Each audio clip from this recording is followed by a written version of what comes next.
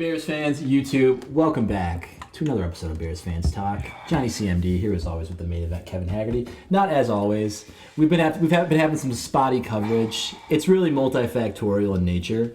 We did not have a podcast last week. I'm going to blame at least 49% on the fact that Kevin is on paternity leave. I do have a 3-week-old at my home, and my son is out of daycare. How's that going on, by the way? When did you go back to daycare?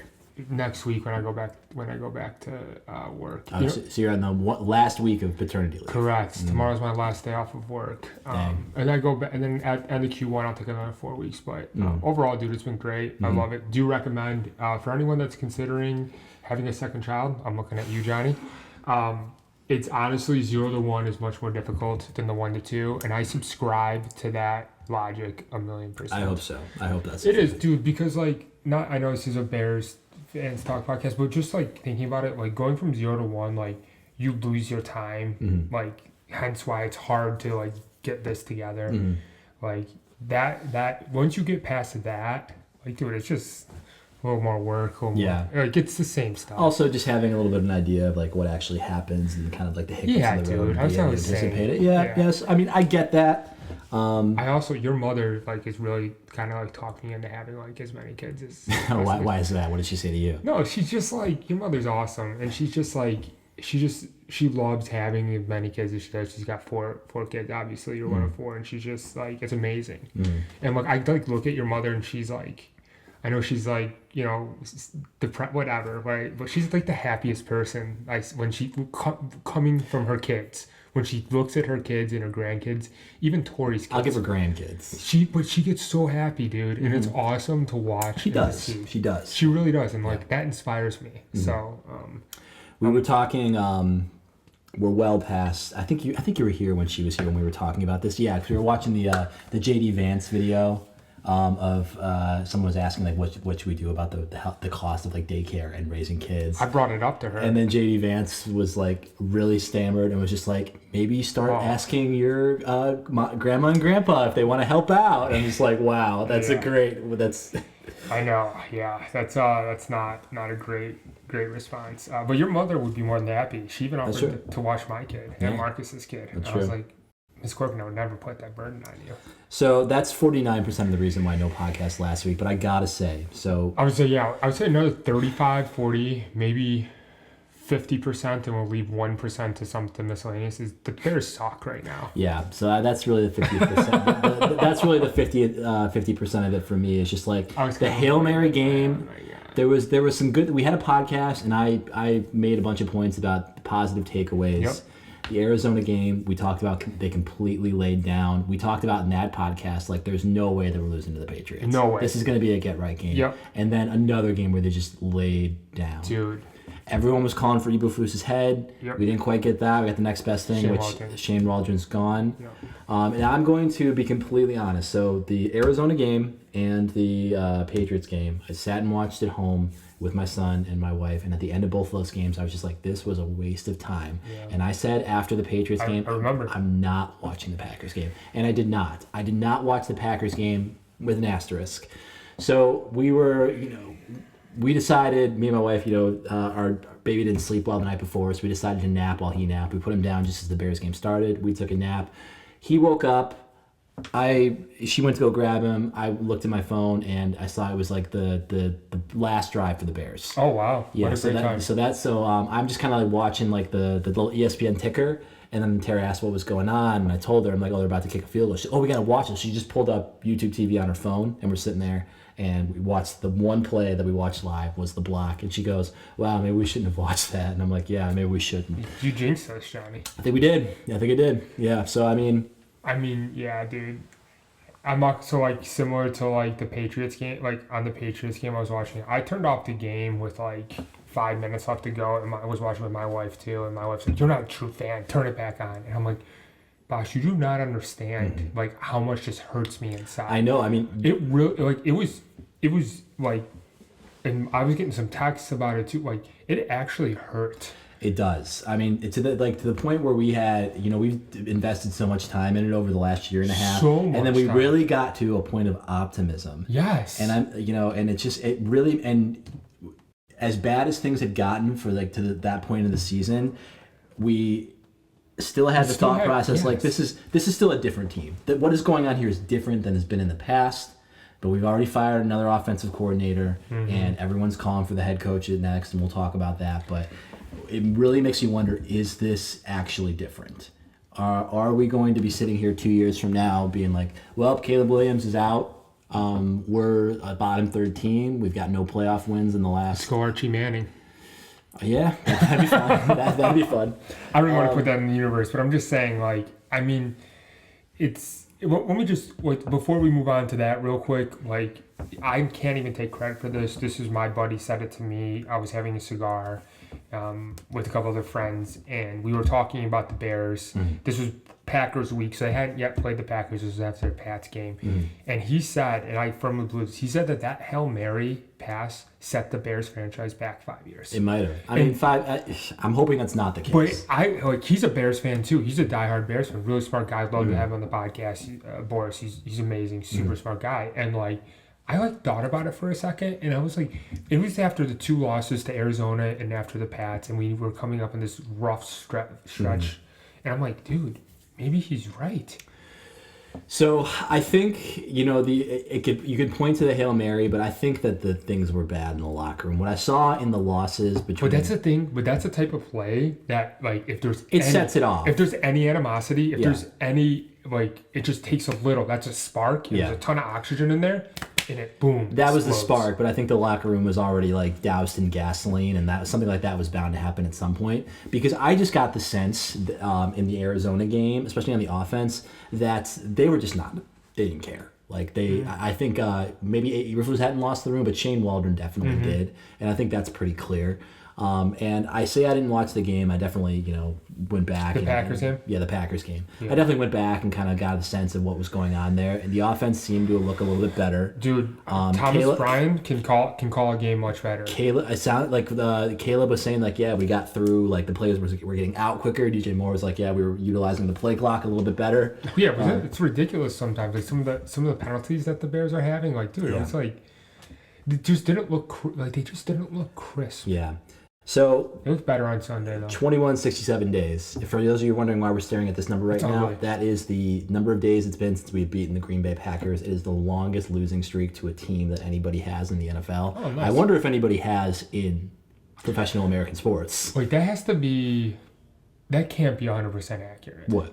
That may be because the longest any team has in the NFL. Maybe not this time frame, but 11 straight games. Okay, maybe 11 straight. Okay, I see, because some teams don't play each other very often. Yeah, but still, this is 6 years. Yeah, but think about it though. Like, you rotate divisions, so like if you technically, if you lose 2 straight divisions, you play them. You're probably right. Yes. Okay. It's probably 11. Number of games. Probably 11 games is might be the longest streak in professional sports. I wonder. That's pretty ugly, Johnny. Yes. So I thought we were gonna get it. I really thought we were gonna get it this. Oh wow, you're gonna make me relive this again. I heard the Bears petitioned on Monday that they went over the long snap. Yeah, I mean, there was definitely collision with the long snapper. People were talking about that. Pat McAfee was talking about it. We've definitely been seeing a lot more blocked punts. It seems. I feel like people have been talking about it, and they have been kind of stressing about they've called the pen. I've seen the Bears have gotten called for making contact with snappers or the leveraging. I remember there was a couple of weeks ago they got called for leveraging on top of the line. Yes. I don't remember this ever being this much of a point of conversation. Dude, I'm not gonna lie. I don't think the NFL's rigged, but some of the times the penalties are just so ticky tacky. Like the illegal formation penalty. Dude, that is so... Nico Collins had a touchdown on Monday Night Football. Illegal formation, I just don't get it because I don't understand, I don't get why they play the play and then they call it back. That's a good point. Yeah, that should be a false start. Yeah, blow it dead. One thing that they are calling a lot of is the illegal man downfield, which I do get for the screen passes. I understand those. That's clearly been a point of emphasis in the NFL. Agreed, though. You have to be within the 1 yard. That is that's a legitimate call in my opinion. Mm-hmm. I like that call. Cairo Santos, I do think. I mean, he doesn't have a lot of leg. That's kind of been my knock on him. I mean, he's very accurate, but I don't think he's got a lot of leg, and I think this ball was low. I mean, yeah, look at that. All over the long snapper. Yeah. dude, it's a killer. Yeah, it's brutal. But, I mean, so close. I mean, this is another point in this. I mean, it's. I think we're officially in lost season territory. So let's talk name the game real quick, John. And I just want to put it out there. I think my name for the game is just like the curse continues. And like I feel like the Bears are cursed right now, Johnny. And like I told you pregame, like the FNL quote from Friday Night Lights, like do you ever feel like you're cursed? And I think I'm gonna slightly addend based on what you're saying. I'm gonna call this the Black Cloud game. Yeah, Black Cloud. That was in the quote too. Yeah, like you have a black cloud around you. You ever feel like you're cursed? Yeah. And like. So the quote that you're referring to from this is from Friday Night Lights. Yeah, from Friday Night Lights. For those of you that don't know, Friday Night Lights. Great football movie, and I feel like we got it like that. That movie is now old. That isn't. I want to say 20-some years old. We were, I think, all of 8th grade. Yeah. So we were in 8th grade. I think we were in 8th grade when that movie came out. Which was great. So we're talking like 20, 21 years. That's when I met Joe Sperando. But anyways, let me just read the quote for everyone. So Mike Winchell is talking with Coach Gaines, and he says, "You ever feel cursed, coach? Like no matter what, inside your heart, you feel like that you're gonna lose. Like something's hanging over you, following you, like a witch or a demon that just feels all the time. Even when things are going good, like we're winning, it's there, and we're gonna lose because it's there." And it's like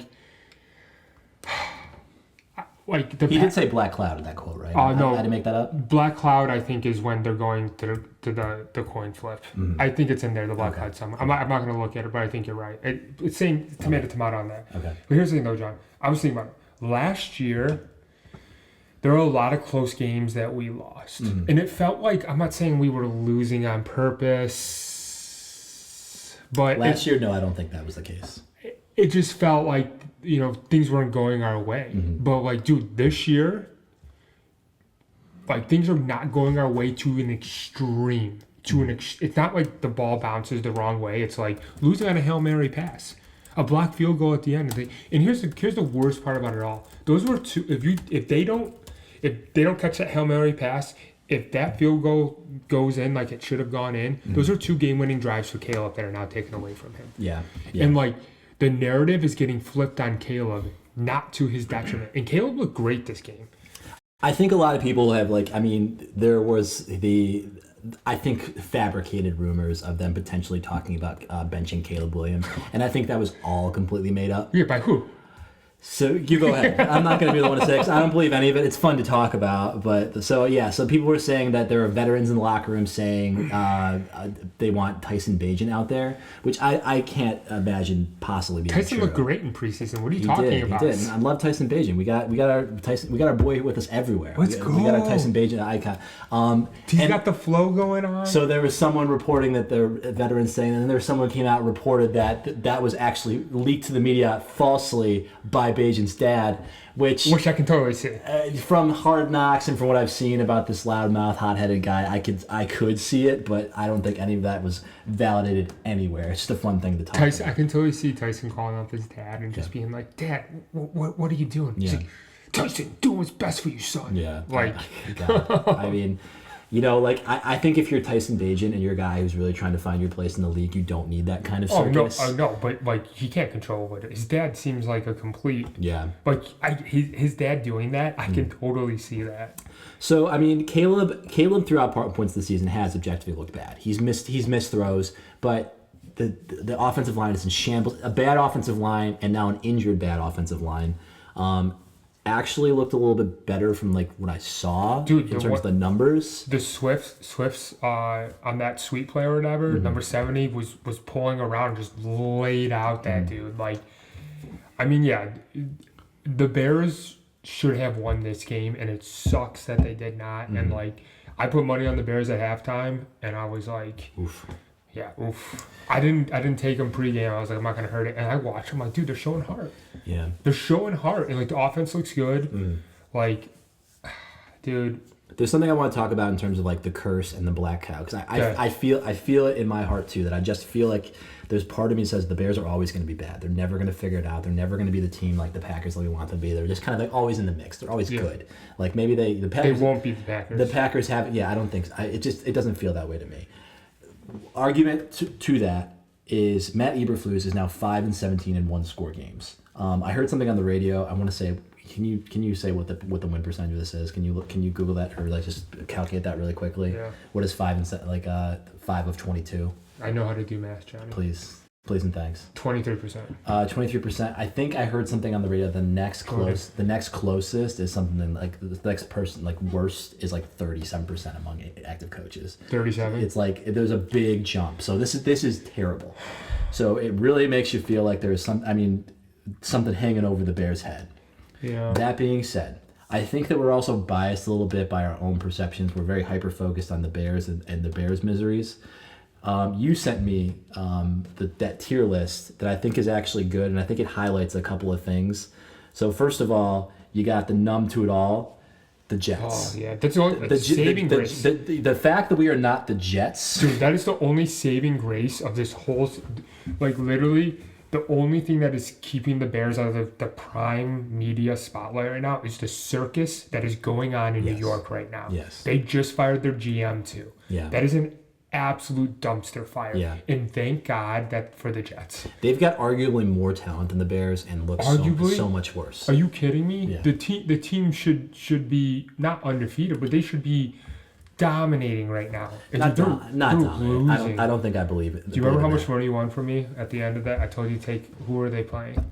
The Jets were playing. Oh yeah. We decided to just bet if they missing the field goal. Just bet not scoring. I told you, dude. The Jets are ass. Yeah. But yeah, no, the Jets are awful. So there's that situation, and the Jets, an FCS program. I mean, and the Jaguars. I mean, they have their number one quarterback, and they're still super bad. Yeah. Etienne's a joke. Another one worth talking about. I mean, the Jets don't really have like an end in sight. But here's the thing, though: the Jags have always been an FCS program. Yes. Okay, let's be honest. And actually, this is actually really. So, I mean, that's so like the Jets. Maybe there's some. I bet there's some Jags fans out there. We should watch like a Jags podcast and to see what their vibe is. They must think we suck. We're always gonna suck. Oh my God! I just had an awful. What? Awful.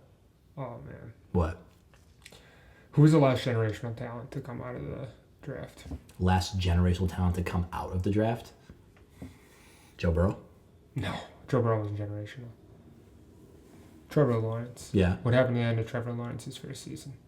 What happened at the end of Trevor Lawrence's first season? They fired the head coach halfway through. Oh, yeah. What was his name from Ohio State? Urban Meyer. Yeah. Right? And he has been ass since. Mm-hmm. What if Trevor Lawrence has been ass since? I think it's kind of been up and down. I just think I think Trevor Lawrence is just there's nobody on that team. He's never lived up to the hype though. I feel like, dude, is that what we're destined for with Caleb? Ultimately, I don't think that Trevor Lawrence is ass. I don't think this is why we shouldn't be podcasting because I'm just in a bad headspace right now. I'm disappointed. Well, how about another situation that kind of like what if we were the Bengals? I'd be cool with that. Would you? I feel like we can make the playoffs with the Bengals. What is the Bengals' record right now? They're in contention to make the playoffs. Joe Burrow is having a MVP-esque season, and they can't win a game. Could you imagine how 4-7 how defeated you would be as a Bengals fan? Like they're losing all these. But they have an awful franchise too. That's an awful franchise that doesn't spend money. Yeah. How about Jamar Chase? The thing you said about Jamar Chase? Oh, yeah, where he's just like this sassy pose, and just like you gotta ask the coaches about that, I guess. I'm just so glad that we don't have as bad as DJ Moore has been at times. At least he's not Jamar Chase. Well, you don't think Brandon Marshall was like that? Brandon Marshall was absolutely like that. Or worse? I don't think he was like. I never wanted to punch Brandon Marshall in the face watching an interview with Brandon Marshall. Jamar Chase, I was just like, shut up, man. We didn't have social media like we have today. I guess you're right. I guarantee you we would have wanted to kill Brandon Marshall too. But yeah, I'm just saying. Yeah. So there's that. So I mean, there's plenty of misery going on. You got the Browns. Yeah. The Browns have no end in sight. The Browns are winning on Thursday Night Football right now as we're recording, 18-6. And Jameis Winston just ran in for a touchdown. Did he? Because he is a G like that. But okay, what is the end game there? You got Jameis Winston. Are you going to rebuild your franchise around Jameis Wilson? You're still paying Deshaun Watson forever. So I'm saying, if it were me, yes. Where did the Giants send this? Oh, Italians. Oh, you got the Giants. Oh, yeah. Daniel Jones.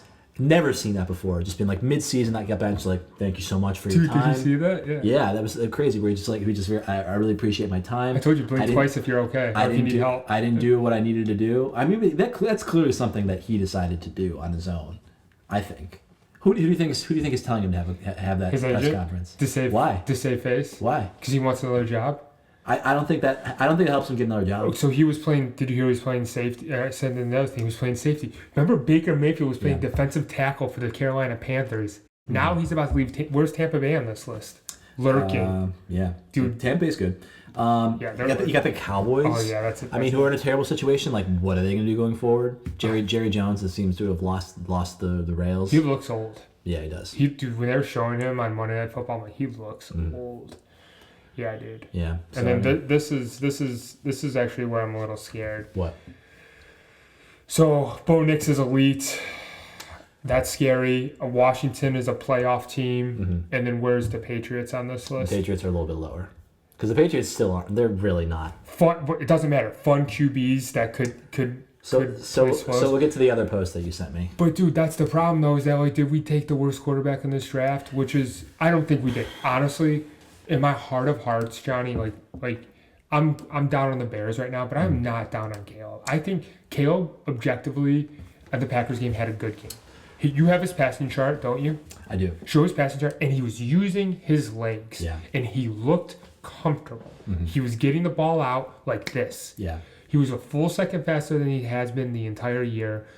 Thomas Bryan called a great game for him. A lot of screen passes, which I'm not super happy for, but he was throwing the ball to DJ Moore. Got to throw the guy the damn ball. Yeah. They were throwing the ball to Cole Kmet. Yeah. You got to throw him the goddamn ball. That was this one right here. I believe Cole Kmet. That was an absolute laser. And like I think what happens is when you do a shake-up like that, like you get out Shane Waldron and you kind of get that one-game boost. But I think this is going to be a prolonged boost for the Bears offense. I think they're a team that you can actually I don't want to eat this, but I think they're going to be scoring points the rest of the season because they have too many weapons to not score. I am not out on Caleb Williams. I still believe in Caleb Williams. Me too. I think that he's got some things to clean up. He's got to learn how to like read the offense, get the ball out quicker, which he did according to what you're telling me this week.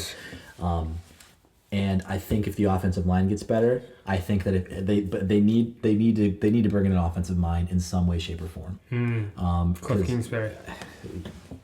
You want to transition to that? So, do you think we'll transition to that? Do you think that Matt Eberflus will be the coach of the Chicago Bears week 1 of next year? What's the Bears record right now? The Bears record right now 4-6? 4-6. Yes. Right? Or because we're in week 12, right? Yes. And with a bye week. Yes. If the Bears are one game below 500, he will be the head coach at the end of the season. He will be the head coach next season. For one game below 500. Yes. So he's got to win. He's got to win a bunch of games. Yes. What you're saying. Okay. Not a bunch of games, but he needs to win 4 more games. 8 and 9 would put him at 500. I mean that's a tall order. That's what I'm saying. So you're saying if he wins 3, he's getting fired. Yeah, if he wins 3 games, he gets fired. I don't think he's getting fired.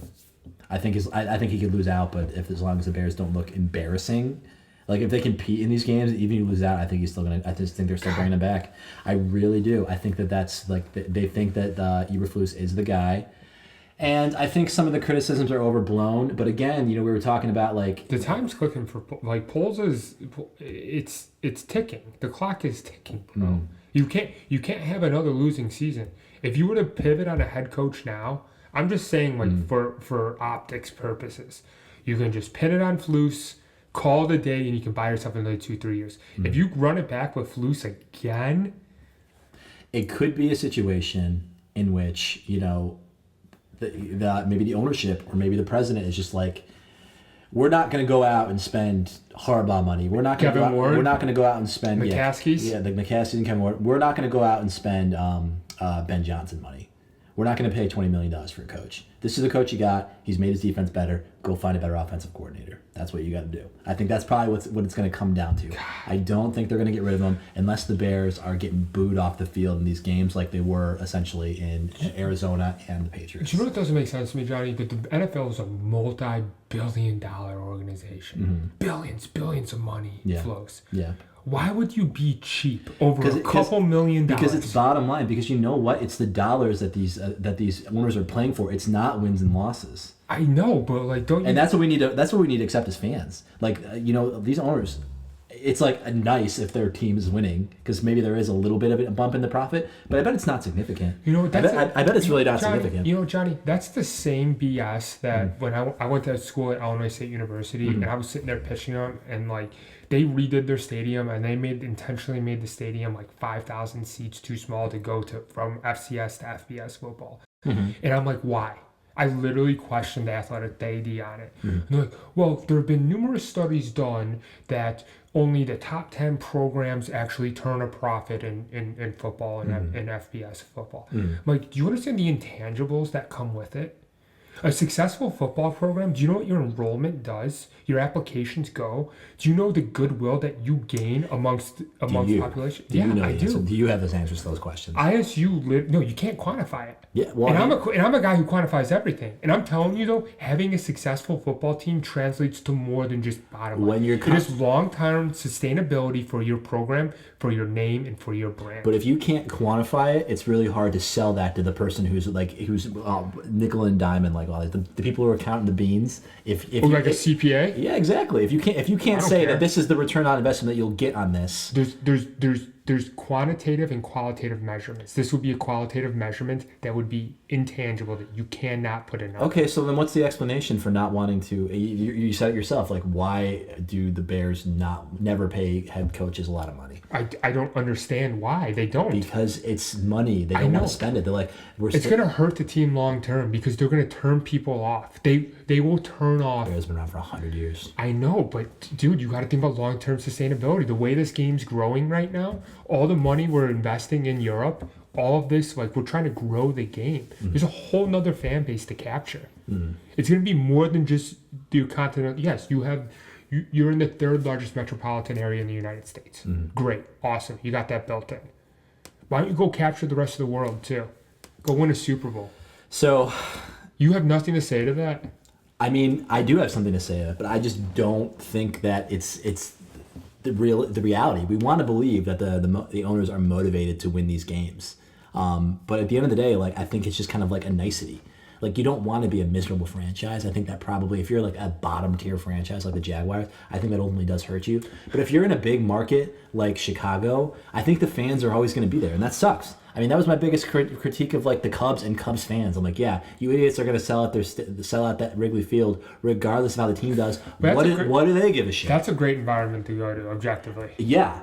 And that's why the owners don't care if they win or not. Objectively, how much fun did we have when we went? We did have a lot of fun. Yeah. Wrigley Field was great. But the Sox, it hasn't panned out this way. You think that they would be more motivated to put a good product out there because no one's going to Sox games just to go to Sox games. They tried. Yeah. The Sox tried, but they had all the talent in the world, man. They just sucked. They couldn't pull it together. All right. So do you think that it's going to be Cliff Kingsbury after 1 year, one pseudo successful year? He looks good in the Bears logo. Here's the thing about Cliff Kingsbury is he has not had a ton of success as a head coach anywhere. His voice doesn't sound. Did you? I don't think I've ever heard him speak. He doesn't really match his face. In what way? I just thought it would sound different. So I don't think that Cliff Kingsbury would be our savior if we took him on as head coach. He'd be great OC. I don't think he's. But why would he come to the Bears to be the OC? He's currently an OC at a better team. I mean, with the quarterback that he seems to be clicking really well with. Because he wants a new challenge. I don't think that's real quick. I want to go back there because I don't want to lose my train of thought. Sure. What if Jerry Jones? It's all just a show for Jerry Jones. It's all about the bottom line. Yeah. And like for him, 100%. For him, though, it is. Because he's making $1 billion. Not $1 billion. He's making an absurd amount of money every Sunday. And he's selling out Arlington no matter what that team's record is. Mm-hmm. No, I don't believe that because I feel like people are really critical of the Cowboys, but the Cowboys this year being the exclusion. I mean, they've been perennially a playoff team. They're pretty good, but they're not winning the big games. They're not winning the big games, but that's not just the 90s. But that's an any given Sunday type of thing. Like I really think it is. Like if all you can really hope is for a couple of bites at the apple every year. Like if you getting to the playoffs and hoping. Dude, yeah. But like if you keep losing in the playoffs, but you keep getting there, I don't think that you should be like looking to shake things up all the time. It's the same thing as like when we fired Lovie Smith at 10 wins. Yeah. Like, do you thinking that you're going to just like change your coach and all of a sudden you're going to break through? There's an element of luck to that. Didn't you ask me the question if you would take a Super Bowl and know you would never win another one for 25 years? Was it you that asked me that question? Yeah, there's some sort of hypothetical like that. Yeah, like you know you'll win the Super Bowl, you won't win it again for X amount of years. Yeah, or versus just kind of like being in the mix every single year. But you don't know you won't win the Super Bowl. And I picked the latter. Because, like, I like being in the mix. Mm-hmm. And the problem is, though, the Bears haven't even been in the goddamn mix, John. Yeah. Like, and it's been embarrassing, and these losses they've been gut punches. Yeah. And then they're not responding. Yeah. And they responded this week on Packers Week. Thank God they showed up. And, like, the other thing we talked about was the first drive. I know you didn't watch the game, so let me just recap it for you. Jordan Love drove right down the field. It was beautiful. And then he got a penalty. He got a free play because there were 12 men on the field, and he threw a dot on a seam play. And it just reminded me of Aaron Rodgers. And after that drive, John, I thought the Bears were cooked. I thought they responded. And they responded. Okay. It was at home at Soldier Field, though, I will say. I'm worried because we play, week 19 is it now? I think it's 18. 18? Yeah, week 18. We play at Lambeau Field. We don't see him again. Gosh, I'm nervous. I mean, at the end of the day, like this is not a team who I realistically think can make the playoffs. I think I saw something like a 15%-ish chance of making the playoffs. It seems like a stretch, and I think we're already looking into next year territory. Oh yeah. As we're talking about Cliff Kingsbury. I'm not hoping they're losing out. Because I think that, regardless of where we're at, we'll have the Panthers, we'll have 2 second-round picks, we'll have the first-round pick. I think that we'll be in position to. We need both. We need both lines. Fronts. We need both lines built, and I think that's fine. I think the top 10 picks are usually pretty heavy in terms of like skill players, like quarterbacks, wide receivers. No, dude, it's super heavy on line. That's true. I mean, there's usually like one, like the Joe Alt guy. Type of situation, but I think that we'll be able to get quality line, mid first round, beginning of second round. So I think we'll see how everything plays out. The other thing I want to mention about the game too, that because we kind of moved on, was it Rome on that drive? Yeah, two huge catches from Rome. And I'm just saying, like, that's the type of crap I want to see. Like, I want to see like Caleb and Rome. From here on out, I don't care about the outcomes of these games as long as Caleb and Rome look like they're developing. Dude, that's all I care about. Like that 1-2 punch should be like that's like remember how excited Caleb was when they drafted him? Like we got our guy. Yeah. And then like okay, so Marvin Harrison MHJ is just kind of like a nobody. But my run ball. Exactly. Roma Dunze. Also that Anthony Richardson's card is kind of funny. Yeah, what's going on? He's hurt or something? No, he started again. Okay. Yeah, he had a good game. Back? Yeah, right, wow. he is. Yeah, but he's kind of funny. He's kind of like whatever. Oh wow, Rush just threw a dot for a touchdown. 2. Tavon Austin? I don't know. He's obviously not playing. Good for him. Someone Austin. Calvin Austin the third. But what was I saying for him? That's to Rome to Caleb. And like MHJ is really not looking that great for the Cardinals. But like Malik Neighbors is him. And it's like let's make sure Rome is. We'll see how Tommy Cutlets works into that, but Tommy Porkchop or whatever his name is. Rome, he's had some splash plays. Rome's played like a rookie at times, but I think that he's not like Kevin White, the last number 9. Oh my gosh. Rome, I have faith in. Caleb, I have faith in. The only thing that can really set us back another 5 years is not figuring out this offensive coordinator situation. Yeah, dude. I know. Which I don't know what's going to be out there. And like if you guys, for you long-term listeners out there, you guys know that my offensive coordinator pick was Cliff Kingsbury. Yes. Kevin, you did come forward with that when we were talking about what was going to happen after Luke Getsy got fired, and you came forward like this is the guy that we want. That's who I was so adamant about it, and I was so upset they didn't go with him. And now like the rumors are back again. So like I'm just saying, like, I'd love to see it, man. I really would. I really, really deeply and truly would. I think Cliff Kingsbury would be great, mostly because of the Caleb connection. But look how successful Jaden Daniels has been. Now, Jaden Daniels does appear to be a good player, but like, a scheme helps. Yeah, I think the scheme. I don't think Caleb Williams is truly the 4th best quarterback. But even if this is a good draft class. I did see a statistic like the quarterbacks are lighting up the best. Yes.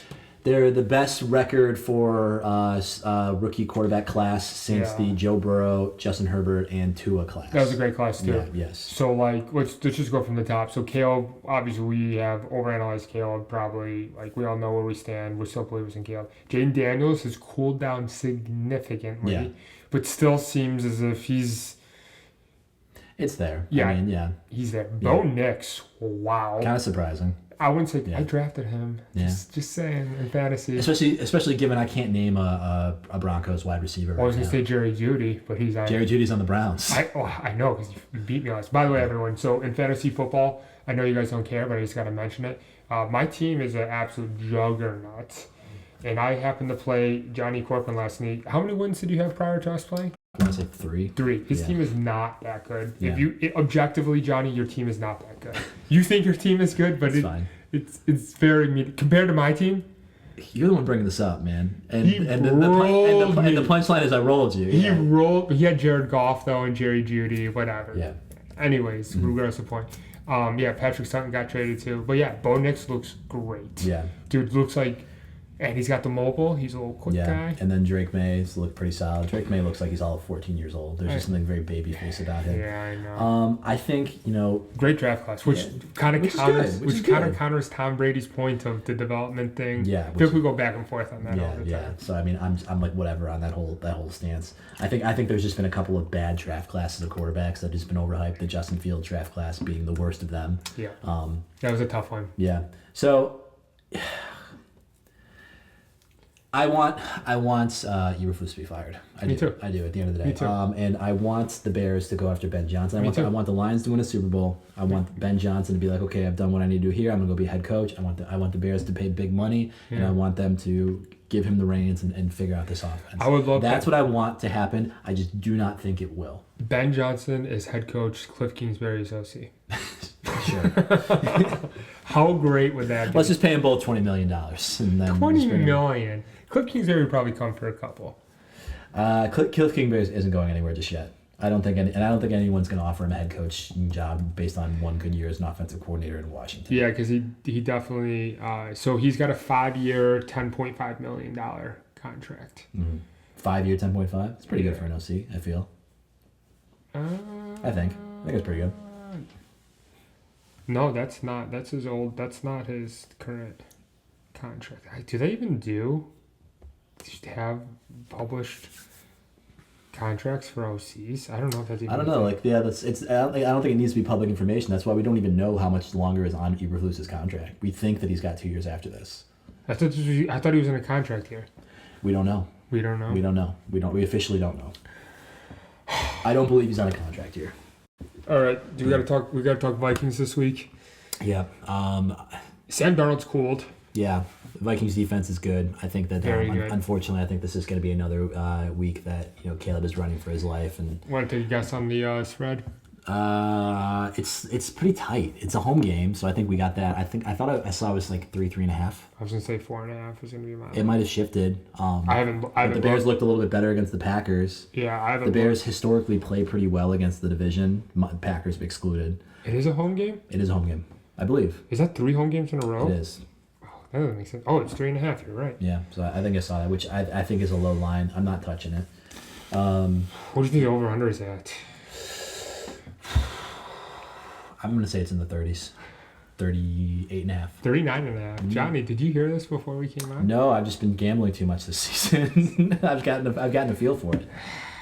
Dude, the Bears I've been winning almost all my other bets, but the Bears. Ooh, it's funny though, because when we started the season, I was killing it on the Bears. The Bears were covering. Yeah, they were making me a ton of money. Yeah. And then I was losing my other bets for the past 4 weeks. Yeah. I've been getting smoked by the Bears. I think the Bears defense is still banged up. I think. Hey, what's going on with Brisker? Is he all right? They put him on IR, so he's not going anywhere. I haven't heard much about the details. I mean, but it's bad for a concussion to put you on the IR like that. They must be really worried about this guy. You can do it retroactively though. Did they do it retroactively? What do you mean?